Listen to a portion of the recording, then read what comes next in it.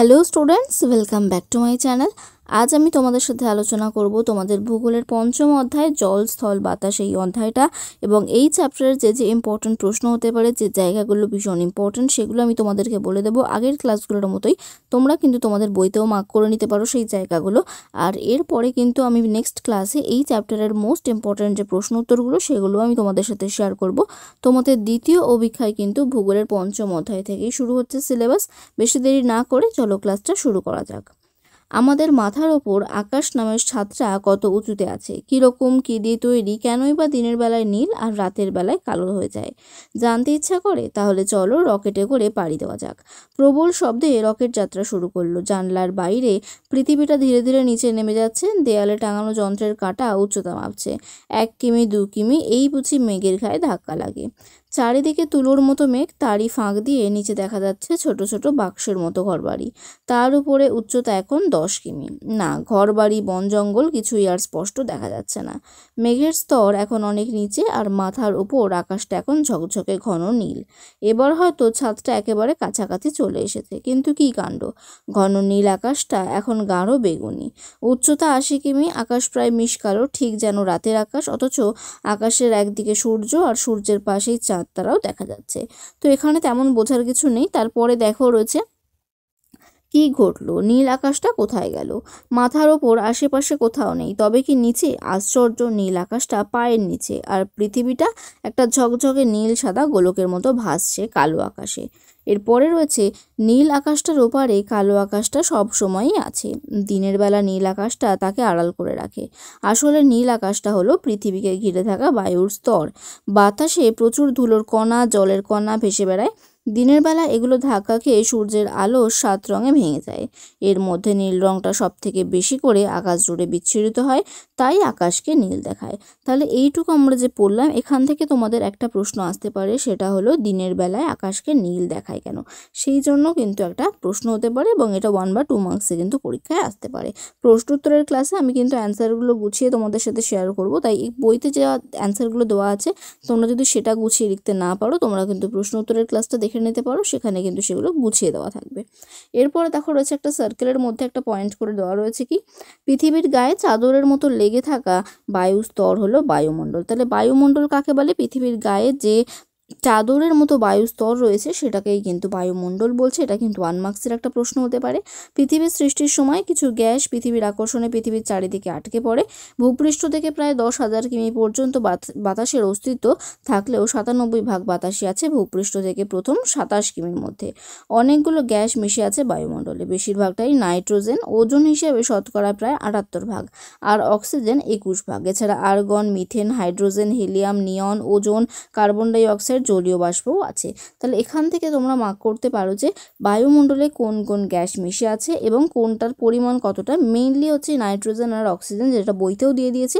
এই দুটোই কিন্তু ওজন হিসেবে তোমরা এই দুটোকে মনে রাখার চেষ্টা করবে, এবং গ্যাসগুলোর নাম মনে রাখার চেষ্টা করবে। এরপরে দেখো বায়ুমণ্ডলের স্তর বিন্যাস। ভূপৃষ্ঠ থেকে ওপরে 16 কিমি পর্যন্ত যে বায়ুর স্তর আছে তার নাম ট্রোপোস্ফিয়ার। এই বায়ুস্তরে ধুলোর কণা, জলকণা থাকে বলে মেঘ, ঝড় বৃষ্টি হয়। পৃথিবীর বিভিন্ন জায়গায় আবহাওয়ার রকম ফের দেখা যায়। ট্রোপোস্ফিয়ার স্তরে যত উঁচুতে ওঠা যায় তাপমাত্রা তত কমতে থাকে। প্রতি 1000 মিটার উচ্চতায় 6.4 ডিগ্রি সেলসিয়াস হারে তাপমাত্রা কমে। তাহলে ট্রোপোস্ফিয়ার কতটা জায়গা জুড়ে রয়েছে? 16 কিমি পর্যন্ত কিন্তু বায়ুস্তর জুড়ে রয়েছে। এর বৈশিষ্ট্য তোমাদের কিন্তু পরীক্ষায় আসতে পারে, বা টিকা হিসাবে ট্রোপোস্ফিয়ার শুধু আসতে পারে। এছাড়া আসতে পারে যে কোন স্তরে ঝড় বৃষ্টি হয় এবং কেন হয়, সেটাও কিন্তু এইটুকু জায়গা থেকে দেখো অনেকগুলো কিন্তু তোমরা প্রশ্ন পাচ্ছ। এরপরে রয়েছে ট্রোপোস্ফিয়ারের ওপরে ভূপৃষ্ঠ থেকে 50 কিমি পর্যন্ত বায়ুর স্তর হলো স্ট্র্যাটোস্ফিয়ার। এখানে বাতাসের পরিমাণ কম, ধুলোর কণা, জলকণা নেই, তাই মেঘ বৃষ্টি কিছুই হয় না। জেট প্লেনগুলো এই শান্ত স্তর দিয়ে চলাচল করে। এখানে উচ্চতা বাড়ার সঙ্গে সঙ্গে তাপমাত্রা বাড়তে থাকে। এই স্তরে 20 থেকে 25 কিমি উচ্চতায় ওজোন গ্যাসের একটা স্তর আছে। সূর্য থেকে আসা ক্ষতিকারক অতিবেগুনি রশ্মি থেকে আমাদের রক্ষা করে এই স্তর। তাহলে এখান থেকে ছোট ছোট দুটো প্রশ্ন কি হচ্ছে, যেমন কি কোন স্তরে আমাদের অতিবেগুনি রশ্মিকে আটকাতে সাহায্য করে। এছাড়া ওজোন গ্যাসের স্তর কোন স্তরের মধ্যে রয়েছে সেটাও কিন্তু হয়ে যাচ্ছে স্ট্র্যাটোস্ফিয়ার। এছাড়া 2 মার্কসের একটা টিকা হিসেবেও কিন্তু স্ট্র্যাটোস্ফিয়ার আসতে পারে বা তার বৈশিষ্ট্য। এরপরে রয়েছে স্ট্র্যাটোস্ফিয়ারের ওপরে রয়েছে প্রায় 80 কিমি পর্যন্ত মেসোস্ফিয়ার। এই স্তরের উচ্চতা বাড়ার সঙ্গে সঙ্গে তাপমাত্রা কমতে থাকে। এর প্রায় 300 কিমি পর্যন্ত থার্মোস্ফিয়ার। এখানে বাতাস প্রায় নেই, তাই আকাশকে কালো দেখায়। তাহলে আকাশকে কালো কেন দেখায়? কারণ বাতাস নেই বলেই কিন্তু এই অংশটাতে আকাশকে কালো দেখায়। এই স্তরের আর এক নাম আয়নোস্ফিয়ার। অতিবেগুনি রশ্মির কারণে এই স্তরের তাপমাত্রা 200 ডিগ্রি সেলসিয়াসে পৌঁছায়। এই স্তর থেকে বেতার তরঙ্গ প্রতিফলিত হয়ে পৃথিবীতে ফিরে আসে, তাই আমরা রেডিও শুনতে পাই। তাহলে কোন স্তরে বেতার তরঙ্গ প্রতিফলিত হয় ভীষণ ইম্পর্টেন্ট একটা ছোট প্রশ্ন হিসেবেও আসতে পারে, তখন কিন্তু তোমাদের এই স্তরটাকে বলতে হবে।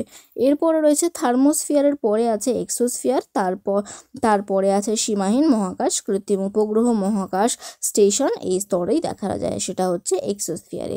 এত অবধি যে আমরা পড়লাম, এখান থেকে আমি তোমাদের একটা প্রশ্ন করছি, তোমরা যদি মন দিয়ে ক্লাসটা দেখে থাকো তাহলে অবশ্যই কিন্তু উত্তরটা কমেন্ট করে জানাবে যে কোন স্তর দিয়ে জেট প্লেন চলাচল করে। সেটা তোমাদের যদি জানা থাকে বা তোমরা যদি মন দিয়ে ক্লাসটা শুনে থাকো তাহলে অবশ্যই পারবে, সেটা কিন্তু তোমরা অবশ্যই কমেন্টে জানিও।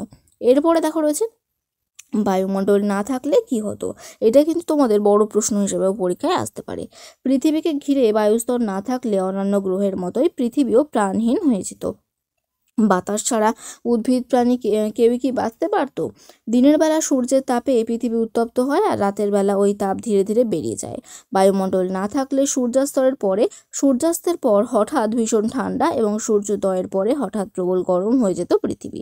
বায়ুমণ্ডলের জন্যই পৃথিবীতে জীবন ধারণের অনুকূল তাপমাত্রা বজায় থাকে। প্রতিদিন প্রায় 10,000 কোটি ছোট ছোট উল্কা পৃথিবীর দিকে ছুটে আসে, কিন্তু বায়ুমণ্ডলের সঙ্গে ঘষা লেগে জ্বলে ছাই হয়ে যায়, তাই পৃথিবীর কোনো ক্ষতি হয় না। তাহলে তোমাদের যদি পরীক্ষায় প্রশ্ন আসে বায়ুমণ্ডল না থাকলে কি হতো, তখন কিন্তু এই 3টে পয়েন্টকে একটু সুন্দরভাবে তোমাদেরকে লিখতে হবে। এরপরে রয়েছে বিশ্বভরা প্রাণ। মহাবিশ্বে অসংখ্য গ্রহ তারার মধ্যে সুজলা সুফলা শস্য শ্যামলা এই পৃথিবী আমাদের বাসভূমি। পৃথিবী কিন্তু চিরকাল এখনকার মতো ছিল না। প্রায় 460 কোটি বছর আগে সৃষ্টির সময় পৃথিবী ছিল একটা জ্বলন্ত গ্যাসীয় পিণ্ড। তাহলে প্রথম অবস্থায় পৃথিবী কেমন ছিল সেটা কিন্তু একটা 1 মার্কসের প্রশ্ন হতে পারে। জল স্থল বায়ুমণ্ডল কিছুই ছিল না। ক্রমে ক্রমে কোটি কোটি কোটি বছর ধরে তাপ বিকিরণ করে পৃথিবী ধীরে ধীরে ঠান্ডা হতে শুরু করলো। এই সময় কিছু গ্যাস আর জলীয় বাষ্প পৃথিবীর আকর্ষণে পৃথিবীর চারিদিকে ভাসতে থাকে। পৃথিবীর বাইরের অংশ জমাট বেঁধে একটা কঠিন আস্তরণ তৈরি করে, কিন্তু ভিতরের অংশ উত্তপ্ত অবস্থাতেই থেকে যায়। তো এখানে দেখতে পাচ্ছ, এখানে যে ছবিটা দেওয়া রয়েছে পৃথিবীর সৃষ্টি থেকে বর্তমান অবস্থা। তো এখন বর্তমানে কিন্তু আমরা এরকম অবস্থায় রয়েছে, কিন্তু তার আগে যে ছবিগুলো রয়েছে এরকম অবস্থায় কিন্তু পৃথিবী ছিল। এরপরে রয়েছে পৃথিবীর সব থেকে বাইরের পাতলা শক্ত আস্তরণটা হলো ভূত্বক, আর মাঝের অংশটা গুরুমণ্ডল, আর ভিতরে রয়েছে কেন্দ্রমণ্ডল। এই ছবিটা একটু ভালো করে খেয়াল করলে তোমরা বুঝতে পারবে যে কোনটা কোন অংশকে কি বলা হচ্ছে। তারপরে রয়েছে দেখো ভূত্বকের 4 ভাগের 1 ভাগ মাত্র স্থলভাগ মূলত শিলা আর মাটি দিয়ে তৈরি, তাই একে শিলামণ্ডল বলে। হাজার হাজার বছর ধরে শিলা ক্ষয় পেয়ে চূর্ণ বিচূর্ণ হয়ে মাটি তৈরি হয়। তাহলে দেখো এখান থেকে 2-1টা প্রশ্ন হতে পারে কি, শিলামণ্ডল কাকে বলে বা স্থলভাগকে শিলামণ্ডল কেন বলা হয়, পৃথিবীর পৃথিবী কতগুলো ভাগে ভাগ করা হয়েছে এবং কি কি, সেটাও কিন্তু প্রশ্ন হতে পারে। নেক্সট পয়েন্ট রয়েছে উদ্ভিদ প্রাণী মানুষ সবারই জীবন মৃত্যু স্থলভাগের ওপর নির্ভরশীল। মাটি থেকে পুষ্টি নিয়ে উদ্ভিদ খাদ্য তৈরি করে, আর প্রাণীরা উদ্ভিদের তৈরি খাদ্যের ওপরে নির্ভর করে। শিলামণ্ডল থেকে আমরা বিভিন্ন দরকারি ধাতু খনিজ পদার্থ যেমন লোহা, তামা, সোনা, অ্যালুমিনিয়াম, চুনাপাথর, মার্বেল, জিপসাম পাই। মাটির নিচে কয়লা, খনিজ তেল, প্রাকৃতিক গ্যাস জ্বালানি হিসাবে ব্যবহার করা হয়। তাহলে এখান থেকে আমরা আরও 2টো শর্ট কোয়েশ্চেন পাচ্ছি, যেমন কি শিলামণ্ডল থেকে আমরা কি কি ধাতু বা খনিজ পদার্থ পাই, এছাড়া জ্বালানি হিসাবে আমরা কি পাই সেটাও কিন্তু তোমরা বইতে মার্ক করে নিতে পারো। সৃষ্টির বহু কোটি বছর পর পৃথিবীর বাইরেটা বেশ ঠান্ডা হয়ে আসে, তখন আকাশের রাশি রাশি জলীয় বাষ্প ঠান্ডা হয়ে অবিশ্রান্ত বৃষ্টির মতো পৃথিবীতে নেমে আসে। হাজার হাজার বছর ধরে সেই প্রবল বৃষ্টির জলে পৃথিবীর নিচু জায়গাগুলো ভরাট হয়ে সাগর মহাসাগর তৈরি হয়। পৃথিবীর এই বিশাল জলভাণ্ডারের নামই হচ্ছে বায়ুমণ্ডল। বাড়ি কথার অর্থ হচ্ছে জল, তাই জন্যই কিন্তু একে বায়ুমণ্ডল বলা হয়েছে। এরপরে দেখো রয়েছে নেক্সট পয়েন্ট, পৃথিবীর 4 ভাগের 3 ভাগই জল, তাই মহাকাশ থেকে পৃথিবীকে ঝলমলে নীল গোলকের মতো দেখায়। সৌরজগতের আর কোনো গ্রহে এত বিশাল পরিমাণ জল পাওয়া যায় না, তাই পৃথিবীকে নীল গ্রহ বলে।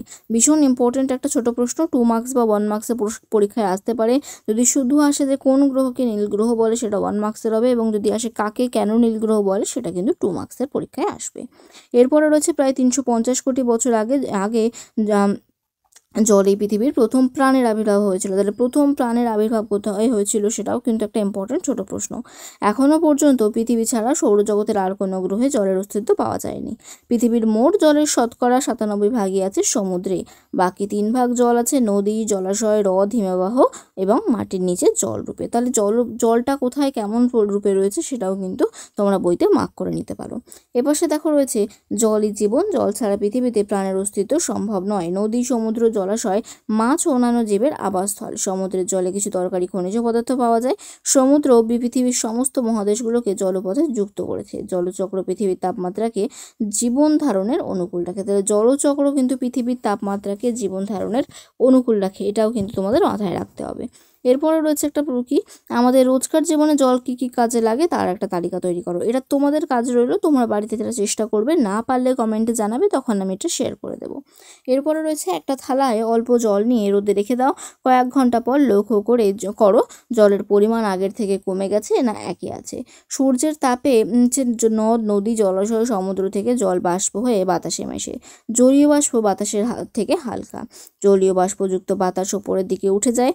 ওপরে ঠান্ডা বায়ুস্তরের সংস্পর্শে এসে জলীয় বাষ্প ঠান্ডা হয়ে জলকণায় পরিণত হয় এবং ধূলিকণাকে আশ্রয় করে মেঘ হয়ে ভেসে বেড়ায়। অনেকগুলো জলকণা একসঙ্গে জুড়ে গিয়ে বড় জলকণায় পরিণত হয়। আরও উপরে উঠলে এই জলকণা ঠান্ডার সংস্পর্শে বরফ কণায় পরিণত হয়। বাতাসের থেকে ভারী বলে তা আর ভেসে বেড়াতে পারে না। বৃষ্টি বা তুষার রূপে পৃথিবীতে নেমে আসে। এই বৃষ্টির জল নদী বা সমুদ্রে ফিরে আসে সূর্যের তাপে, আবার তা বাষ্প হয়ে বাতাসে মেশে। এটা কিন্তু একটা চক্র। যেমন প্রথমে দেখো জল থেকে বাষ্পীভবন হচ্ছে, বাষ্প থেকে কিন্তু আবার বৃষ্টি হয়ে আবার মাটিতে নেমে আসছে, আবার জল হচ্ছে, জল থেকে কিন্তু আবার বাষ্প হচ্ছে। এইভাবেই কিন্তু চক্রাকারে এই ঘটনাটা ঘটেই চলেছে। এরপরে রয়েছে এইভাবে জল কখনো মেঘ, কখনো বৃষ্টি, আবার কখনো কঠিন বরফ, তুষার রূপে আকাশ আর পৃথিবীর মধ্যে ক্রমাগত আবর্তিত হয়ে চলেছে। জলের এই চক্রাকার আবর্তন হলো জলচক্র। তাহলে এই যে ঘটনাটা, এই ঘটনাটাকে কিন্তু জলচক্র বলে। পরীক্ষায় আসতে পারে যে জলচক্র বলতে কি বোঝো, চিত্রসহ বর্ণনা দাও। এরপরে রয়েছে জলচক্রের মাধ্যমে পৃথিবীতে জলকে কঠিন, তরল এবং বাষ্পীয় এই 3 অবস্থাতেই পাওয়া যায়। তাহলে কি জন্য জলকে এই 3 অবস্থায় পাওয়া যায়? জলচক্রের কারণে। এটাও কিন্তু তোমরা মার্ক করে নিতে পারো তোমাদের বইতে। এরপরে রয়েছে জলচক্রের পরীক্ষা করে দেখো। একটা বড় কাচের পাত্রে কিছুটা জল দিয়ে ভর্তি করো। পাত্রের ভিতরটা একটা ছোট কাচের বাটি মাঝামাঝি এমনভাবে বসিয়ে দাও যাতে বাটিটা জলে না ডোবে। পাত্রের মুখটা একটা পলিথিন দিয়ে ভালো করে ঢেকে সুতো দিয়ে বেঁধে দাও। তা ওর ওপর মাঝখানে একটা ছোট নুড়ি রেখে দাও। পাত্রটা রোদে রেখে দিয়ে কিছুক্ষণ পর পর লক্ষ্য করো, দেখো কি হয়। পুরো ব্যাপারটার কারণ ফলাফল বুঝে নিয়ে লিখে ফেলার চেষ্টা করো। তো এই ঘটনাটা তো তোমরা যদি চাও তোমরা কিন্তু বাড়িতে ট্রাই করে দেখতে পারো, এবং তারপরে তোমরাও কিন্তু বুঝতে পারবে যে এখানে জলচক্রের ঘটনাটা কিভাবে ঘটে। এরপরে রয়েছে মহাদেশ সঞ্চরণ। আমাদের পায়ের নিচের মাটিটা স্থির নয়, আসলে মহাদেশগুলোই স্থির নয়। খুব ধীর গতিতে তারাও কোথাও পরস্পর থেকে দূরে সরে যাচ্ছে, আবার কোথাও পরস্পরের সঙ্গে ধাক্কা খাচ্ছে। কৃত্রিম উপগ্রহ থেকে পর্যবেক্ষণ করে দেখা গেছে মহাদেশগুলো বছরে 2 থেকে 20 সেমি করে সরে যাচ্ছে। এক বছরে খুব কম হলেও লক্ষ লক্ষ বছর ধরে মহাদেশের এই সঞ্চরণের ফলে পৃথিবীর মানচিত্রে বড় ধরনের পরিবর্তন ঘটে যায়। তাহলে মহাসঞ্চরণের ফলে কি হয়? মহাসঞ্চরণের ফলে কিন্তু পৃথিবীর মানচিত্রে অনেক পরিবর্তন ঘটে, কারণ যে জায়গাটা হয়তো আজকে জুড়ে আছে সেটাই কিন্তু লক্ষ বছর পরে আলাদা হয়ে যেতে পারে, যেমন তোমরা ছবিটাতে দেখতে পাচ্ছ।